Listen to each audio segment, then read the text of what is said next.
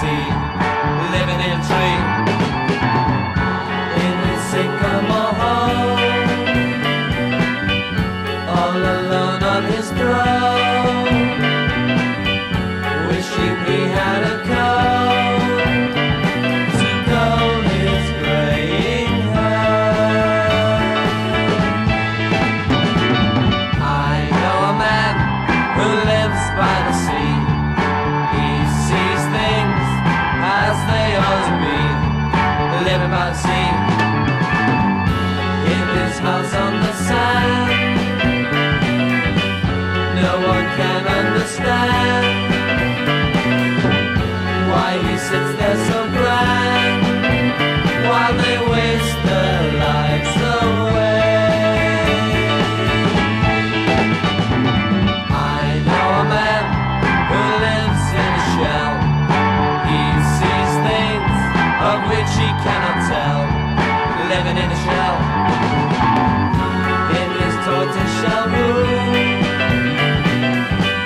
eating words with a spoon, writing songs in no tune to help him pass the hour.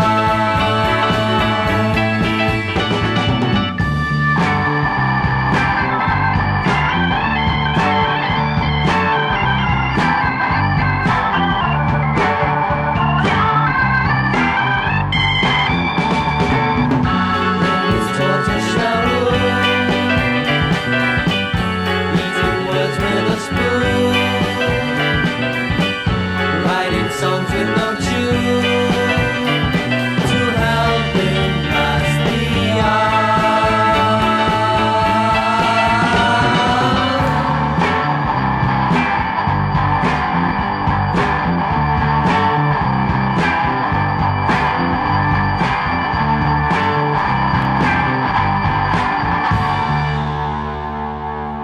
iTunes Radio reminds you, Strange Brews, the show of your choice.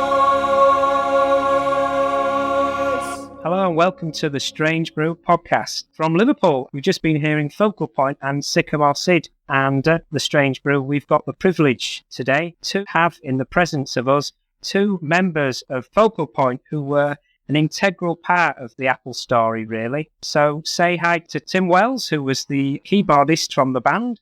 Hi there. And we've also got Dave Slater, who was the fantastic bassist in the group. Hello. And so we've been hearing Sycamore Sid by the group, which in many ways, although it was the B-side to their single, Love You Forever, Sycamore Sid is probably the best known song by the band. So Dave, why was it that Sycamore Sid is probably the track that people remember Focal Point by? Well, that surprised me initially because we recorded it back in '68, Decca, and we never imagined in 2011 we'd be still playing it live, still be played on the internet and on radio. Basically, the song came out on a number of compilation albums through the years that we were not aware of until the 2000. And around about 2001, somebody mentioned to us that Sycamore Sid, one of your numbers, is out on an album. I forget which one. DMDs, I think it was called. And then we found out it was on about 6 or 7 other albums as well. It was from there that a record called Kiss and Spell asked us to put out an album of our own material. And so really, we've got this song to thank for while we're here today. Focal Points is still being played. For many years, people thought it was a song written about Sid Barrett, Pink Floyd. And it went into a couple of the biographies of Sid Barrett with that in mind, but actually, in actual fact, it wasn't. It was written about John Mayer, who had built a tree house in Manchester, and he lived in this tree house for some time, and that's what really inspired the song itself. We're now going back a few years into the early to mid-60s, and we'll be hearing a song by the Masterminds, a track called Taken My Love, which was a B-side to their immediate single, She Belongs to Me. Dave, what is the significance of the Masterminds in the Focal Point story? Well, the significance is that Joey Molland was a member of the Masterminds, and then Joey went into Badfinger, if you recall, who was signed up to Apple. But in addition to that, I used to work in a shipping office, my first job, and I used to go along to the Capital lunchtime sessions, and the Masterminds would be there very regularly playing. And it was one of the first bands really I enjoyed listening to. I'd go out on my way to go see these guys, so that was a really good time. I was in touch with Joey Molland many years ago now by email, and he said, I told him, my first job with a shipping office, I got about £5 a week. But I spent half the time watching you and the other bands at the Cavern, and I was invited to leave the job as a result of that. And what he said was, did you have any photographs of that period, that era? And unfortunately, those days ago, he didn't have digital cameras, didn't Kodak cameras, so I had none. So he unfortunately, in the early days, there weren't that many photographs taken.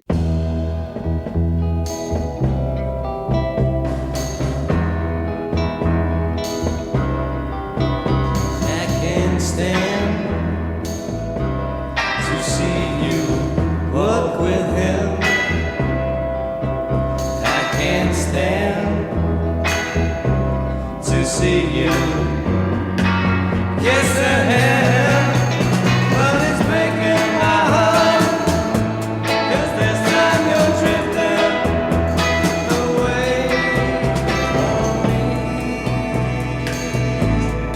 Ooh, I tried to keep you under my wing.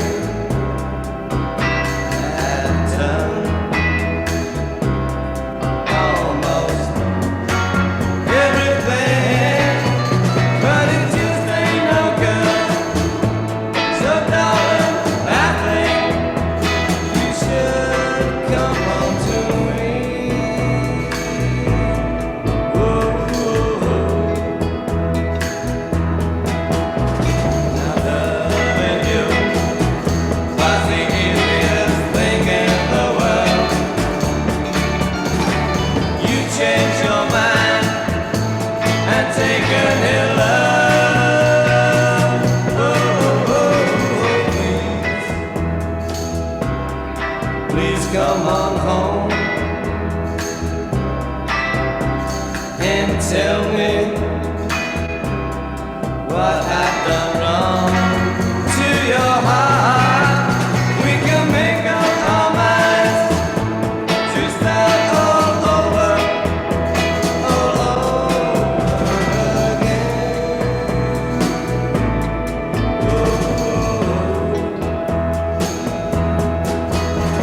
Now loving you is the easiest thing in the world. You made up your mind and taken my love. Oh, yeah, yeah. You taken my love.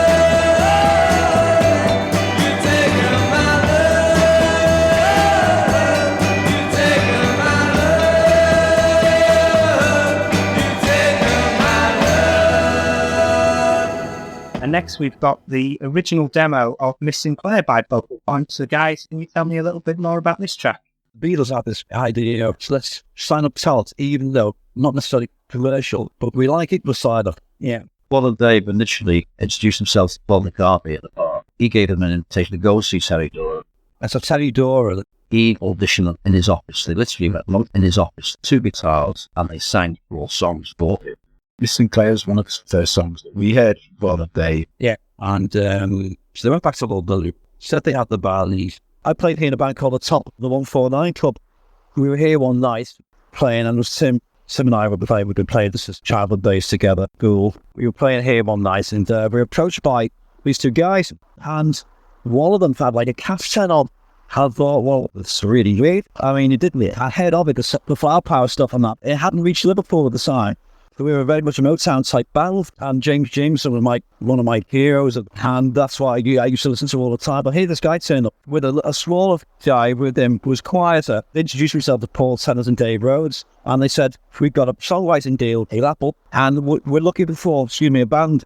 Brian Epstein wants to form a band. They just went down the songwriting duo, and he wants to call a band Focal Point, and we'd like each to play with us. And so I thought about it for about 2 seconds, because obviously Beatles, and so I said, yep. Okay, we'll do that. So he played a gig, and I think within a couple of days, we're on the train to London. That's when we got signed up. We went to Apple in Baker Street, and by that time, Ted Hesketh had joined us. And Ted was in a band called the Maracas, Liverpool. He was a fantastic drummer, and I'm still in touch with Ted to this day. He lives in Canada now. So there was Ted, who I hadn't met at that time. The nucleus of the band was here. Before I was met on that night.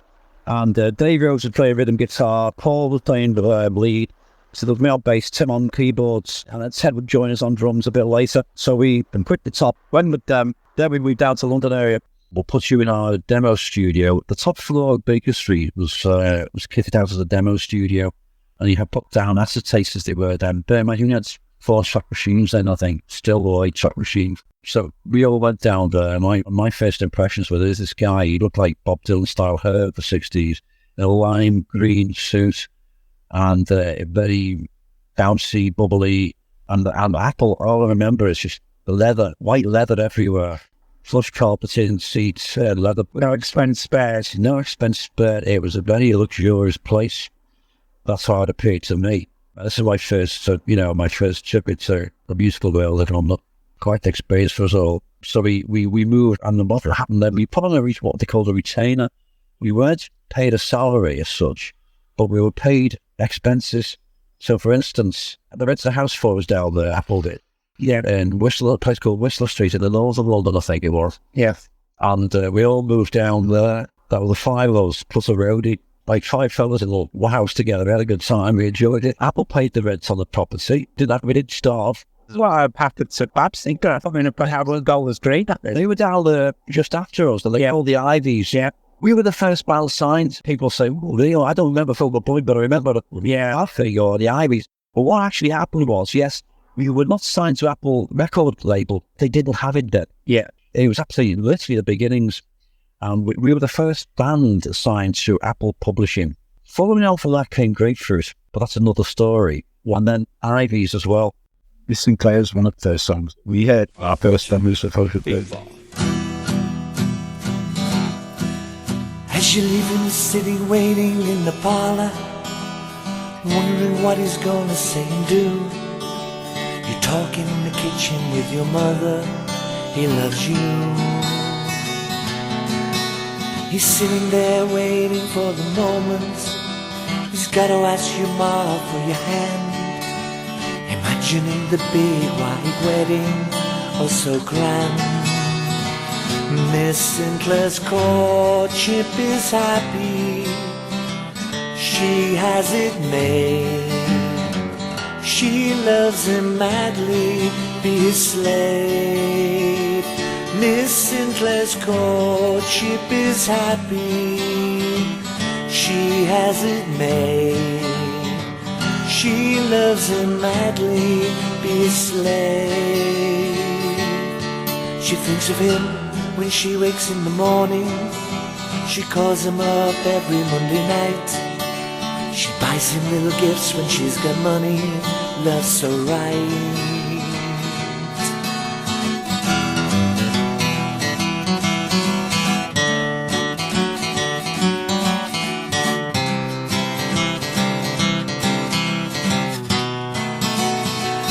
Miss Sinclair's courtship is happy, she has it made. She loves him madly, be his slave. Now she swore that she'd love him forever. Nothing else could make her change her mind. She loves him now more than ever. Love is blind. Miss Sinclair's courtship is happy, she has it made. She loves him madly, be his slave. Miss Sinclair's courtship is happy, she has it made. She loves him madly, be his slave.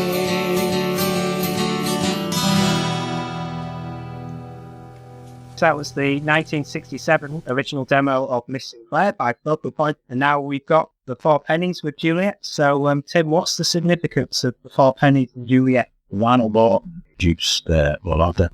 Yeah, he was, his claim to fame, Lyle, was that he co-wrote Juliet, which was a massive hit for the 4 Pennies, his band, back I think in 1964. So he was very well known. He'd been working in the West End as well since then. I think then he went on to do Play School or BBC TV. And so Lyle was assigned to work with us. He was employed by Apple to work with us. Shop there on him, we got to very well. Lionel was brought in as our producer, And so we literally spent from about midday, maybe before that, to the early hours of the morning, we'd be housed to the top of the Apple building, putting down all this material that Paul and Dave had written.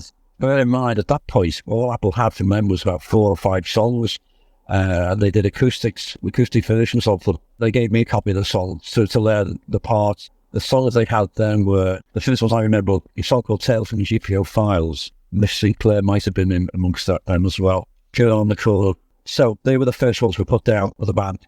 All I remember is that was the life really then. We'd finish late into the evening, and then we'd go out to one of the local clubs. This is all in Paul's book, this really is.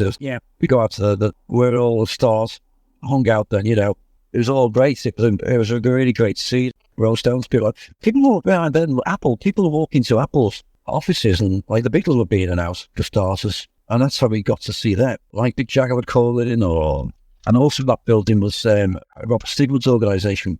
They were like then. Yeah. Publisher called Tratley Music. It was Cream and the Bee Gees on that label. So they would be in and out. So here's the Four Pennies and Juliet.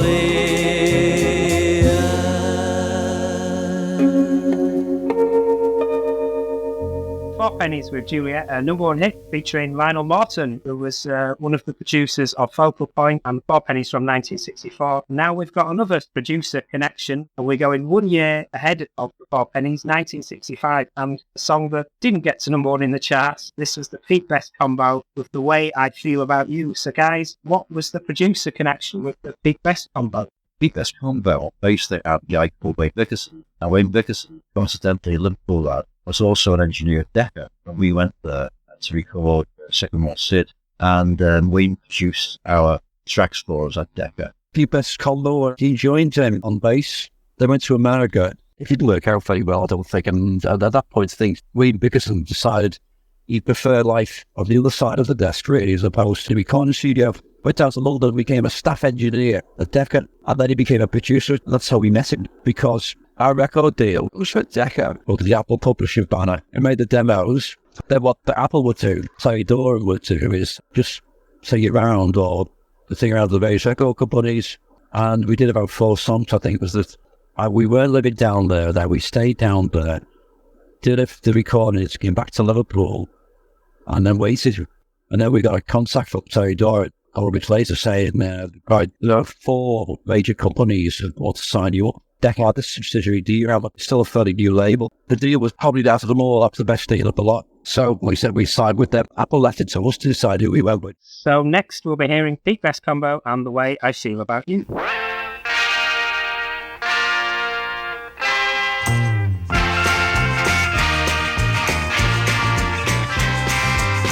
just too good to be true. Maybe that's what's wrong with you. You treat love just like a game. One day you might feel the same way I feel about you.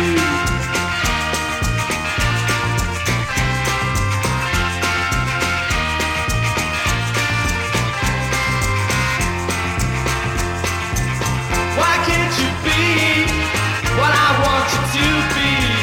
I can't make you see what I want you to see. You make me so blue, baby, if you only knew the way I feel about you.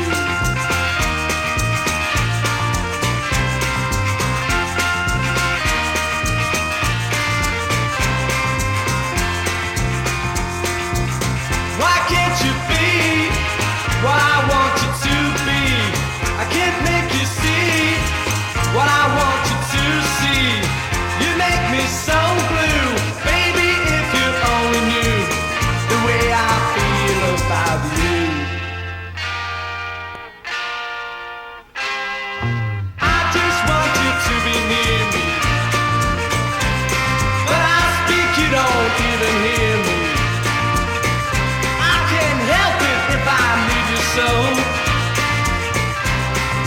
Baby, I just want you to. And next we've got Focal Point with Girl on the Corner in 1968. So what was the significance? Basically, Jason's one of my favourite tracks that we ever recorded. It's one of the 4 songs we did at the Decca studio that day. It never saw the light of day until First Bike came out in 2005. But it's always been a favourite of mine. Listen to this today. Great song, great little pop song. Just studio time in Decca's older 2 studios. Which was a studio that the Rolling Stones were using regularly there, among other artists. And we recorded up to a couple of days, I think. And over a 2-day period, we recorded before Soldiers. Sycamore said, Love You Forever, Girl on the Corner, and Never Never. And then it was left to the Decca committee to decide what would go out as a single. And they decided Love You Forever, the ballad, was going to go out as the single. Now, we got told then, and then Radio 1 had just started. It hadn't been outlawed or hadn't been broadcasting for long. We were told it would be first played on the Alan Freeman show. I think about 5 o'clock, get prime time, radio time then. And we were actually living in London then because we had to go and do, before they came out, so we had to do the special show for the press, or the media, music media, in the West End. And all we had to do really, we went to the Apple basement at the boutique and we just chose the clothes we wanted. They then sent us to Fox, the amplifier company, in Staines in Middlesex, here to choose what we wanted for our gig. We were recording what we wanted to use. We didn't pay for a penny.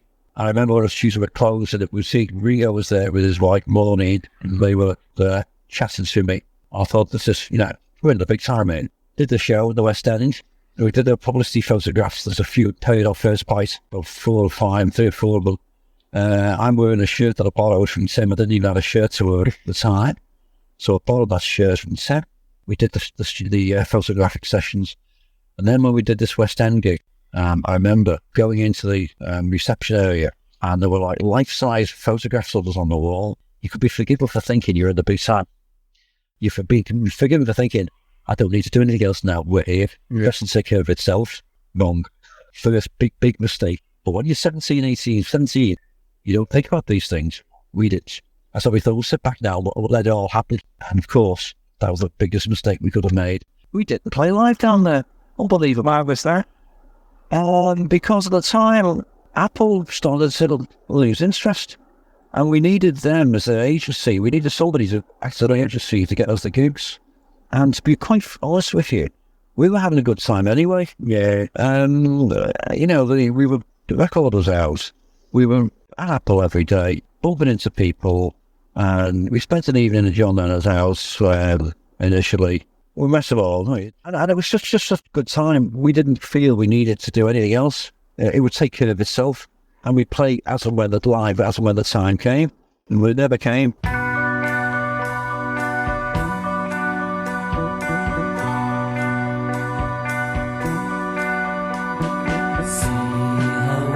On the corner, waiting for someone unknown. She is all alone, far away from home. She is alone. See her waiting every day, even in the pouring rain. No one knows her name, but she feels the same. She is alone. Girl on the corner, what's your name? Why are you all alone? Make your story known to me.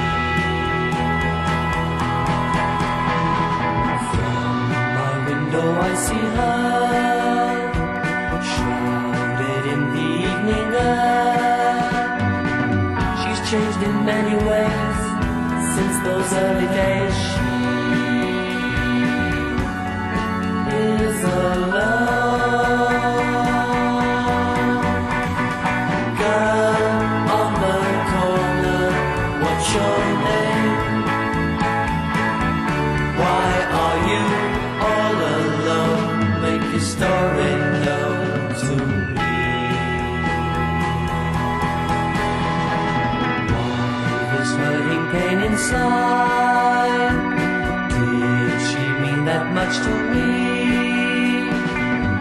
Now the sidewalk's bare, she's no longer there. I'm alone.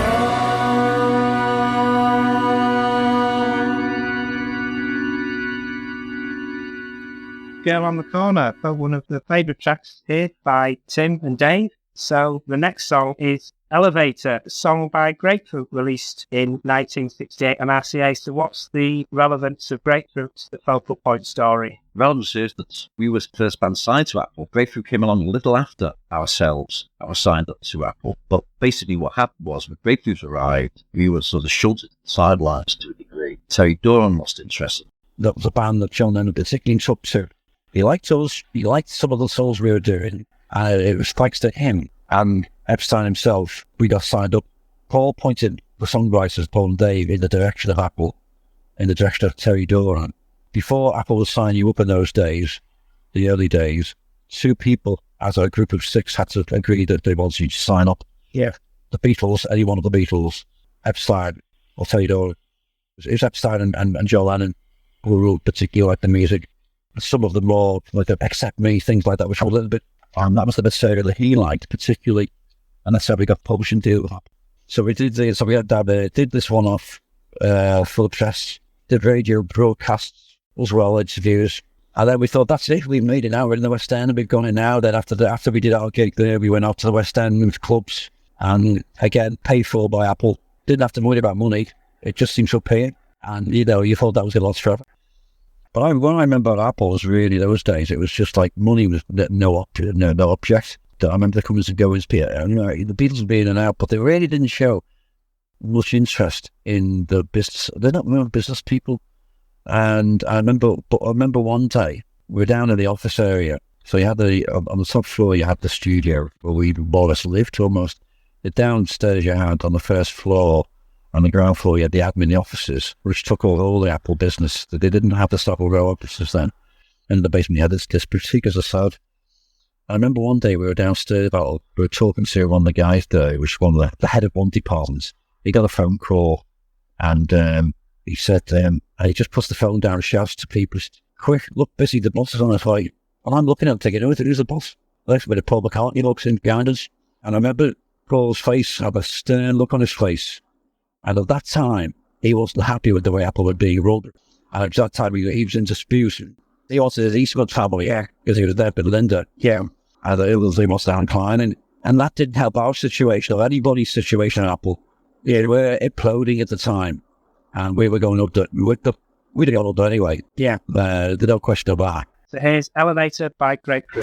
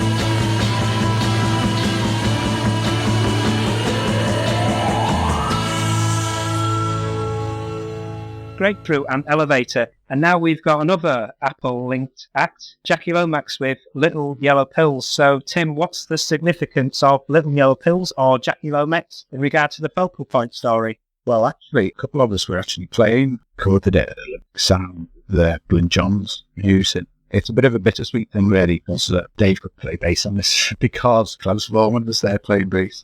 Side lads really wasn't I? I had to sit the session out watching them play with Klaus Vorman. I couldn't really argue about that at the time. But, it was a good experience. So here's Little Yellow Pills by Jackie Lomax.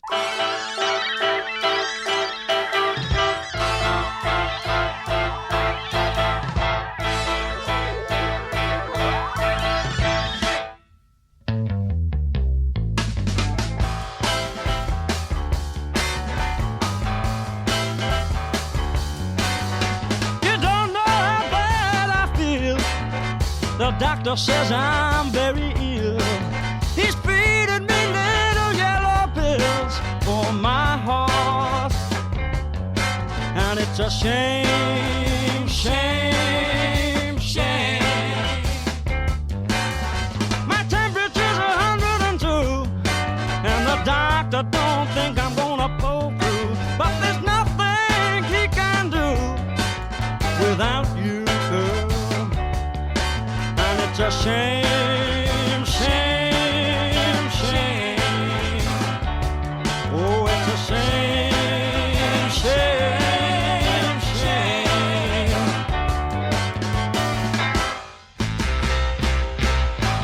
I'm wasting away to nothing, and I ain't got the will to try.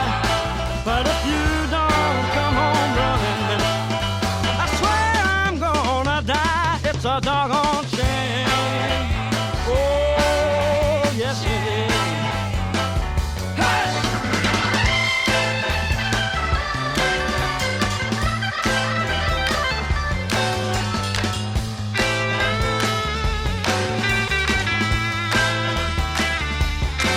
it's a shame, shame, shame. Oh, it's a shame, shame, shame.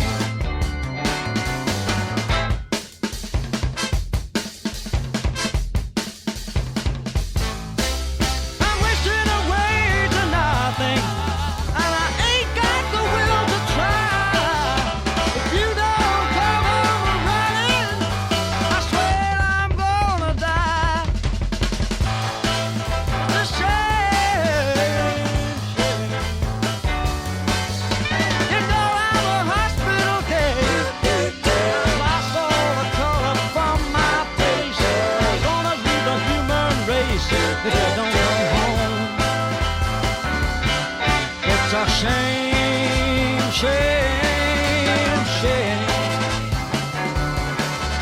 It's a shame, shame, shame.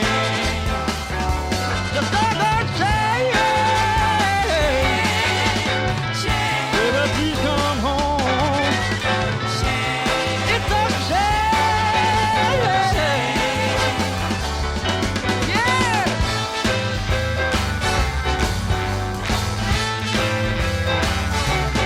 It's a shame, shame, shame, shame, shame. I need that million It's a pills. shame, shame, shame. I need that million pills. I need that million pills. Shame, shame, shame, shame, shame. I need that million pills. I need that million pills. I need that million pills. I need that million pills. And then we ended up, when Apple decided that enough's enough, they were starting to implode anyway.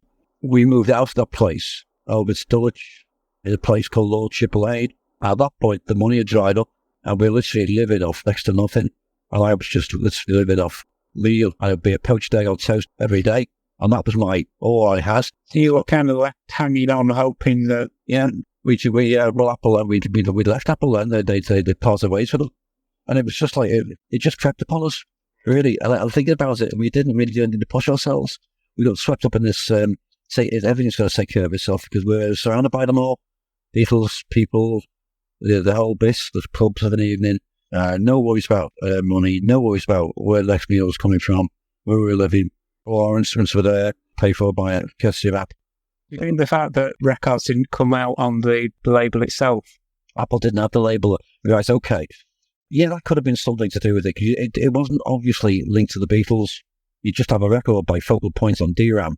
The only reason you'd know it was an Apple connection was the Apple publishing on the lathe. Grapefruit had Elevator, but they didn't have many notes themselves, even though they had They didn't. pretty good songwriting. And again, they never reached their full potential. But they got even more of a boost than we got. Yeah. But the songs were, at the time, our stuff was really, their songs were more commercial age. The one project that sold the best for them was Call Marianne, which was a full song. Yeah. It wasn't more than an original song. Yeah. But I thought they wrote some Lullaby and Elevator. There was some great stuff. Great. I've got to say that. They went out on RCA. Yeah. Well, we went out on Decca, they went out on RCA. But it was only a little bit later that Apple was formed and you had Badfinger. Ivy's became Badfinger. We worked for Jackie Lomax. Mary Hopkins was signed up to the label. James Taylor. So next we've got another Focal Point track, Far Away From Forever, that I don't think saw the light of day until the first bite of the Apple CD. So why pick this particular track, guys? For me, it was really epitomised what band put out in 67, 68. Psychedelic track. It captures the mood, the time, and it captures the Focal Point sound.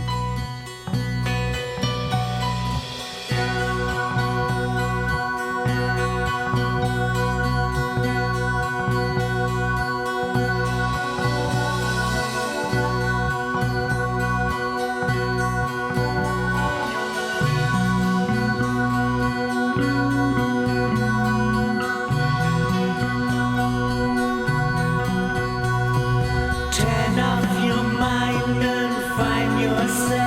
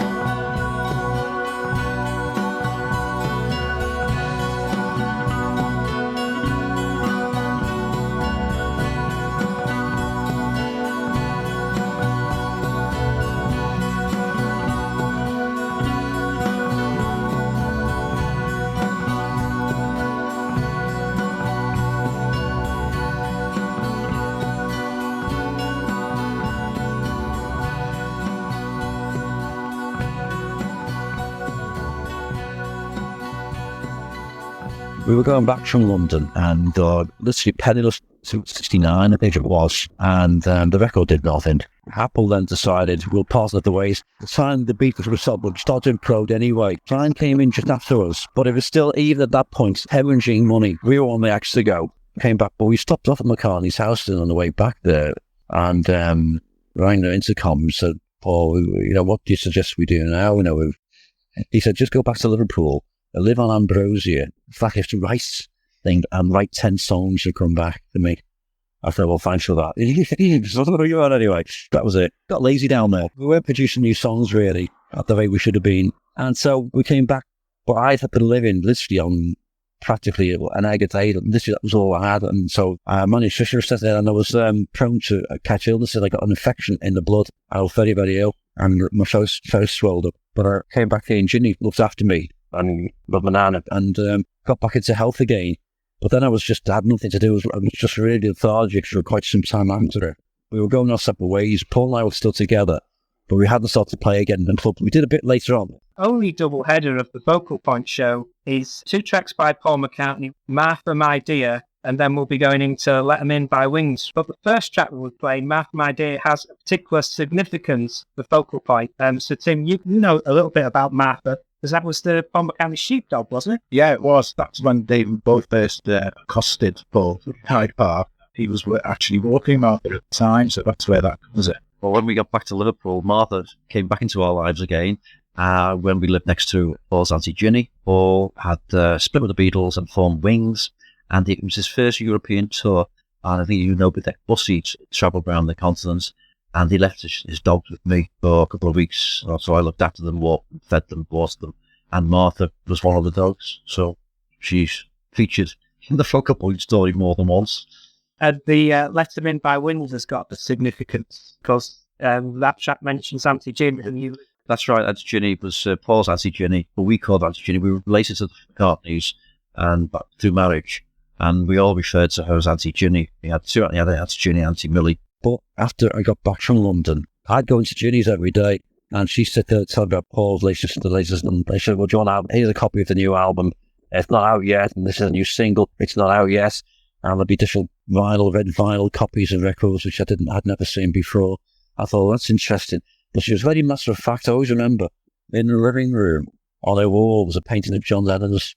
As far as you could, John just gave it to her, and then it takes up a bit of wall space. It meant nothing more than that. I can only do that because that's easy.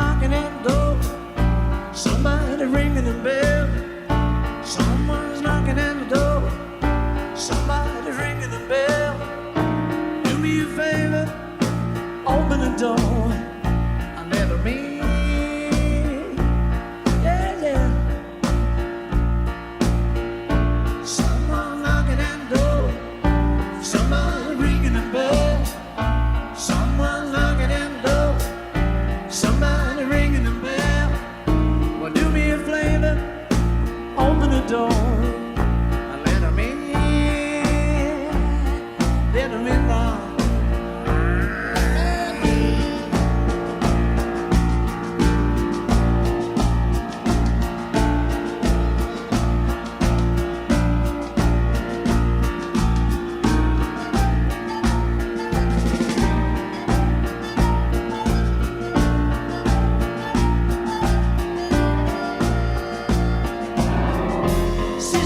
Susie, Father John, Martin Luther, Phil and Don, yeah, yeah, Uncle Ernie, Auntie June, Uncle Dora, little me.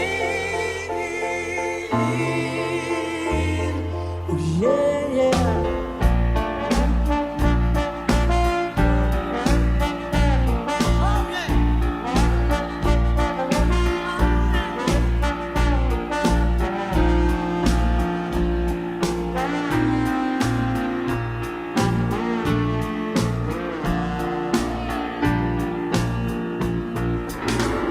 Sister Susie, Brother John, Martin Luther, Phil and Don, Brother Michael, Auntie Jim, loving Adora, little me. Oh yeah, yeah. Someone knocking at the door, somebody ringing the bell. Someone knocking at the door, somebody ringing the bell.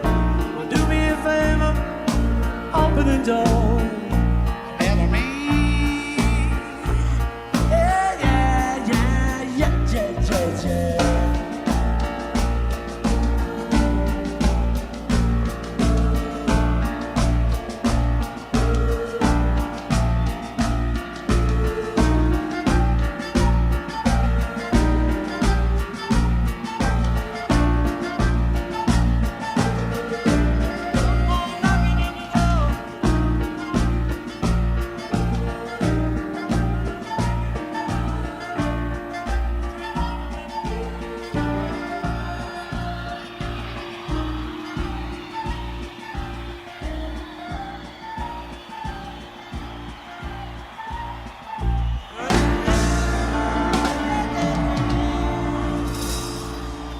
We came back to Liverpool, and it's only at that point we started to play. Really started to play live stuff because we had to get back and play and get some money in again.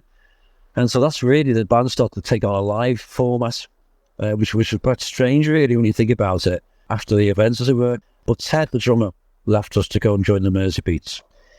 Dave Rhodes then left from a band called White Summer, and then Tim joined him in that band, and I was just left myself and Paul, really. And we got a drummer in. I forget who else we got, but we formed a 4-piece quartet, and we went out there and just played the clubs in Liverpool for a while. And then that sort of started to fall apart, as it were. We weren't getting anywhere. Bearing in mind, you think about it, we'd gone from essentially, we'd seen over that hill, potential what could have been. And we were back in Liverpool playing the club I'd played before I ever met Paul at Focal Point, you know. So it wasn't really, enthusiasm wasn't there, to be honest with you. But the enthusiasm for writing songs was there. So Paul and I decided at that point, well, the band started to, we did it for about a year, then came to a halt, and then continued to write. We signed up to Wayne Bixton as songwriters, and then basically the deal was, he would pay for all studio time. We worked in Manchester studios, recorded the stuff there. Tim would still come and join us on keyboards. We get different singers from time to time. Eddie Cave sang with us at the studio sessions we did. He was a great singer, Eddie, and he took over Steve Aldo and Fix in Liverpool. And Steve Aldo was a very, very popular singer. Eddie had hard act to follow, but he did a great job. And we asked him to join us, lead vocals. And we said the music would then be sent off to Wayne Bixton, some of which is on the second album. The next track by Focal Point has a connection with Eddie, doesn't it? Love is everything I need. Yeah, because this is a 1970s track we recorded Strawberry Sound in Manchester. Eddie, to that point, had been working with a band called The Fix in Liverpool, very, very popular band locally, and he's a great soul singer. And we asked him, would he come along and sing the lead on this particular song? Because Focal Point kept going, although we are associated with the 60s. Focal Point was going in the 70s and the 80s, and today, in the 70s, we're coming out with some, I thought, pretty good stuff. And this particular track, musicians just played their heart and soul out. Everybody really enjoyed what they were doing. I think we nailed it in about 2 takes, and it's a great spontaneous track. Eddie singing.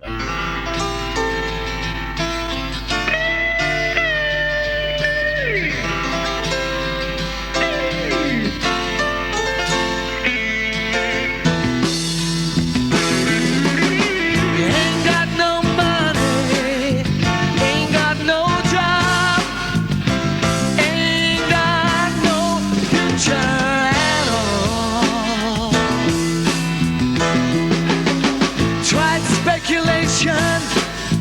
no joy at all. I've got no paint on my wall, but I've got love. It's everything I need. I don't need anything at all. Love, I don't need anything at all.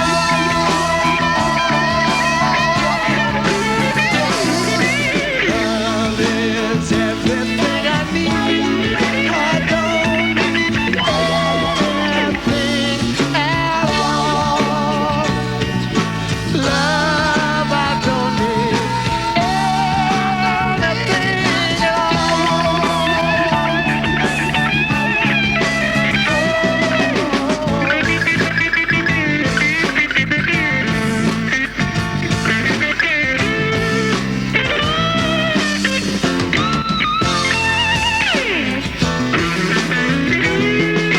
Changing the weather, looking like rain. Won't see the sunshine again. But I've got love, and it's everything I need. I don't need anything at all. Love, I don't need anything at all.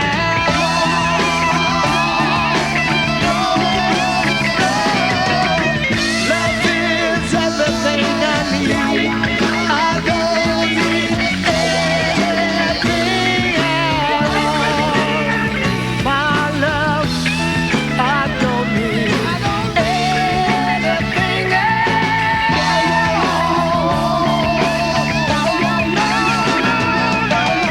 I need your love, I want your love. There's nothing to beat your love. I don't need anything at all. Love, I don't need anything at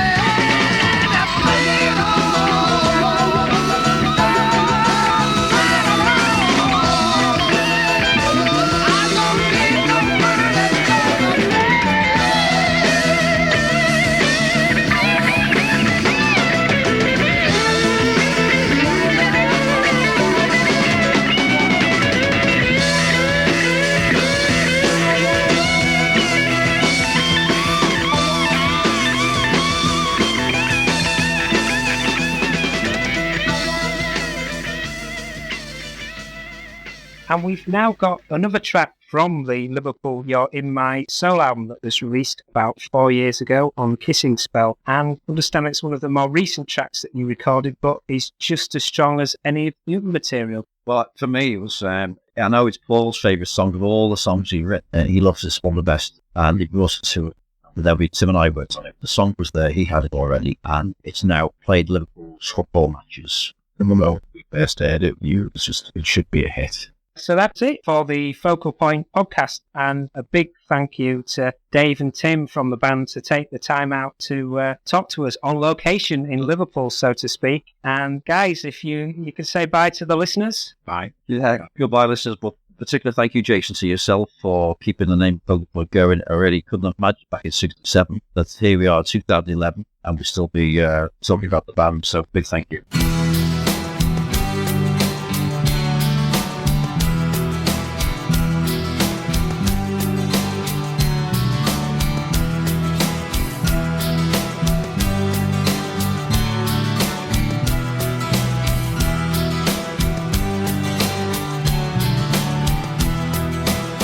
We sit riding from New York City, riding to the Princess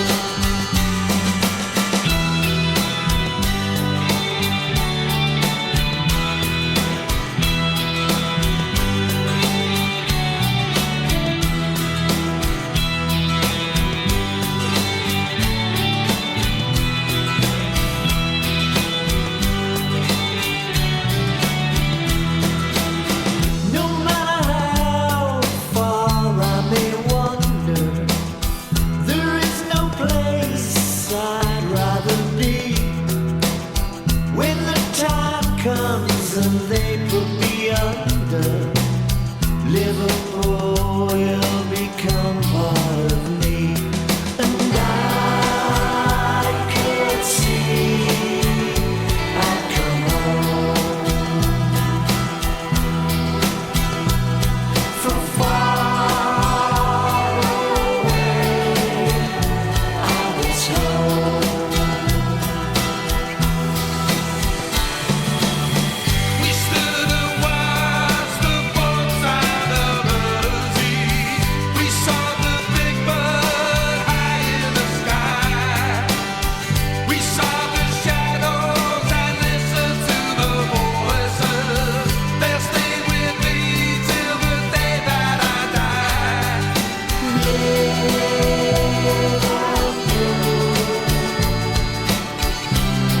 You're in my soul.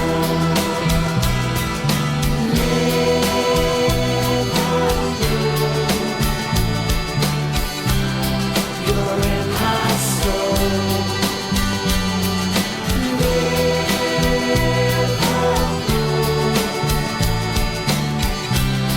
You're in my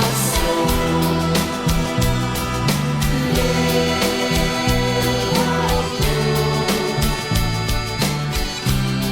You're in my soul.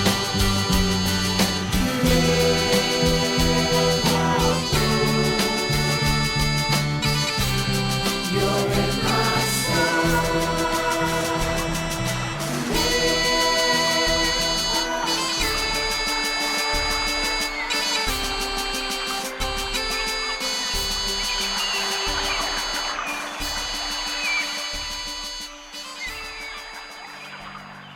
Thank you for listening to the Strange Brew podcast. If you do like the show, please consider a small donation to help keep the show archive online. It's 10 years since I started the podcast, and hosting fees are increasing over time. All your support keeps the show running and helps me get amazing guests. To support me, just go to thestrangebrew.co.uk where you'll see a donate button on the homepage. Thank you very much. Plus, any reviews on your podcast services help to spread the word too. Thank you.